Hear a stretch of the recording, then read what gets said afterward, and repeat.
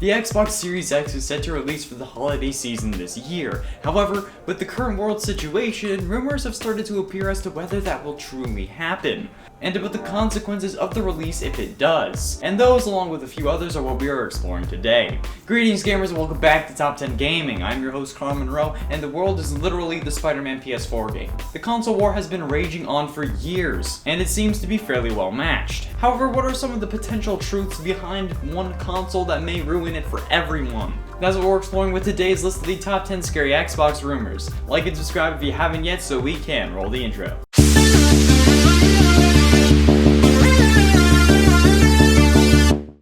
At 10, Xbox Cloud. Have you heard of Stadia? Well, if the thought of a pure cloud gaming experience sends shivers down your spine, as it should unless you stole NASA's Wi-Fi password, if this rumor is true, you may be in the same boat with the next Xbox console. The rumor states that since the console looks like my Wi-Fi router from my college dorm, obviously not in those exact words, that there won't be a disk drive, causing everything to either need to be downloaded, or another scenario being where you will need to play everything exclusively with the cloud. Now, this may actually end up being an advantage. If they decide to go this route, maybe they won't need to pay for an online subscription since it will be your only option. Or using a Microsoft phone or tablet, you'll be able to play these games as well. Meaning that if you're on the bus and decide that you're in the mood for some Halo Infinite on your way to work, you'd possibly be able to do that without paying like $130 for a controller and for like 3 months of premium. And at 9, Cloud One. Well, if they are going to release an entire console based on the gaming in the cloud, they will need to test the waters, right? Well, that's where this number comes into play. Playing from the cloud is something new to both Xbox and really gaming as a whole. And what better way to test the waters than with a cheap to make, cheap to buy console that they can release by the end of 2020 in order to gather information before releasing the Series X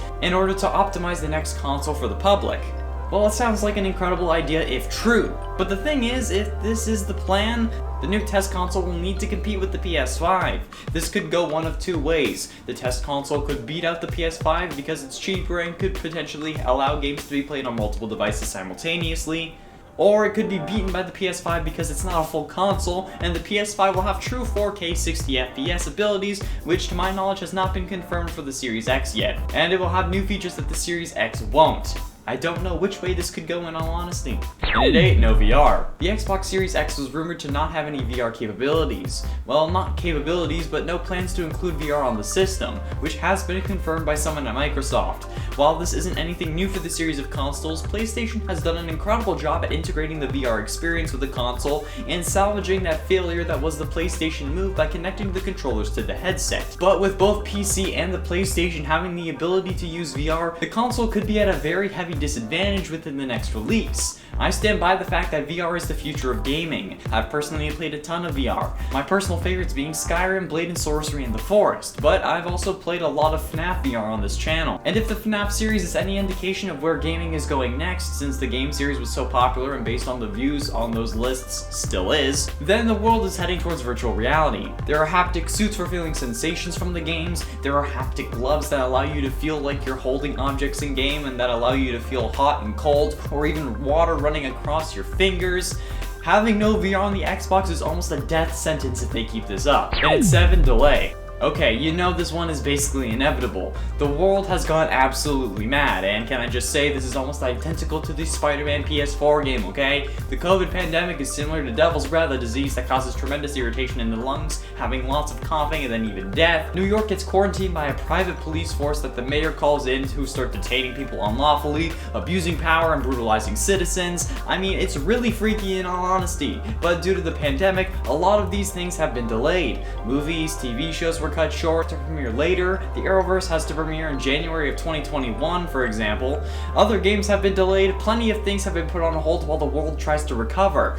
So it's really possible that the Xbox Series X and even the PS5 will be delayed due to this, unless they had everything ready before everything went down the toilet in March. Which I mean is possible since everyone was probably on their game as they should be with new consoles, so let's hope that we still get these consoles later this year. And at 6, no games. Along with the whole things have been getting delayed statement, what about games that were set to release with the console along with the ones set to release shortly after the console was? With almost all corporations being forced to work at home if they can, what happens to the games that needed to be put on hold because nobody is able to work on them at home? or at least are being delayed because not as many people can be working on it. It's fairly possible that if games were completed before March, or at least weren't close to being completed, we may see the list of games releasing with the console dwindle by at least 50%, and closer to 70% for games set to release shortly after the consoles. This of course is also true for the PS5, since they could be on level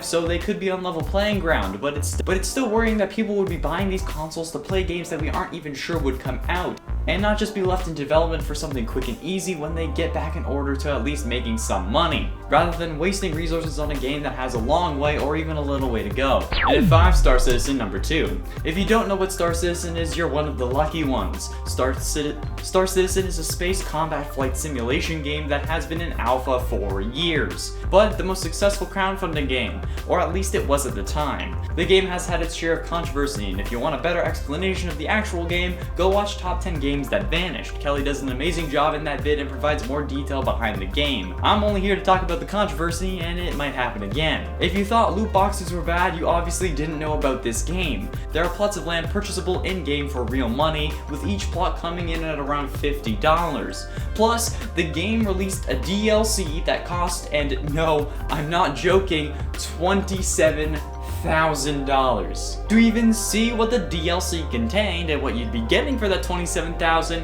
you had to fork over $1,000. See what I mean by scandal? EA ain't looking so bad now, huh? Well, with companies being shut down for so long and them needing to make money, they may come back and work on easier games like I suggested before, or they may cram as many transactions into their big releases as possible. While I don't think any major company would be dumb enough to release a $27,000 DLC, they may do something similar to the plot idea. Imagine Animal Crossing, but you had to buy the island after purchasing the game.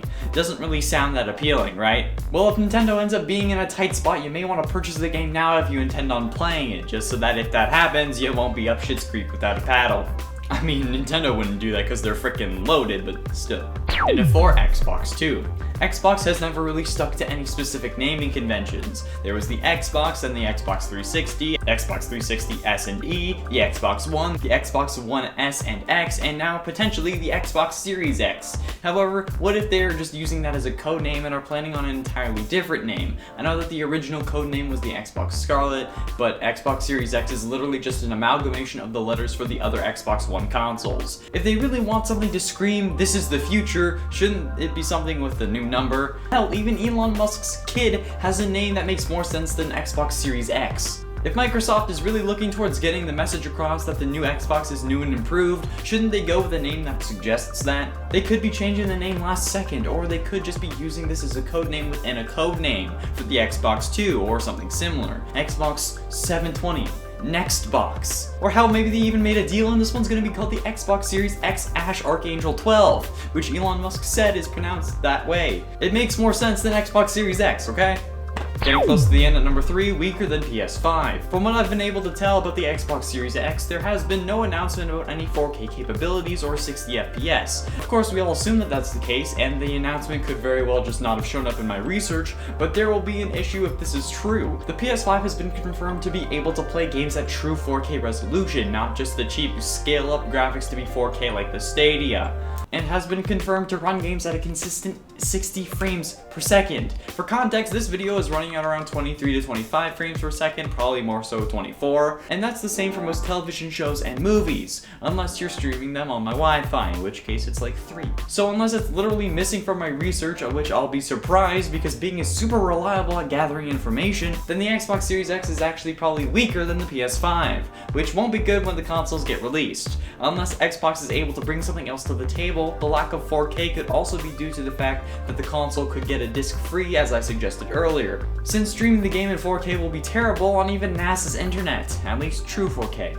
I'll never forget Stadia. And at 2, no exclusives. The point I hear many people make when they explain why they pick Xbox over PlayStation is the exclusives. And while I understand that that is a valid point, what if there weren't any? Or at least not as many as people hoped. Currently, there are only around 5 or 6 confirmed Xbox Series X exclusive games, and with companies needing to make money, they may start moving away from the exclusivity deals in order to reach a larger audience. I know I've been mentioning the pandemic a lot in this video, but the thing is affecting our world, and it's having having a major influence over the economy and businesses.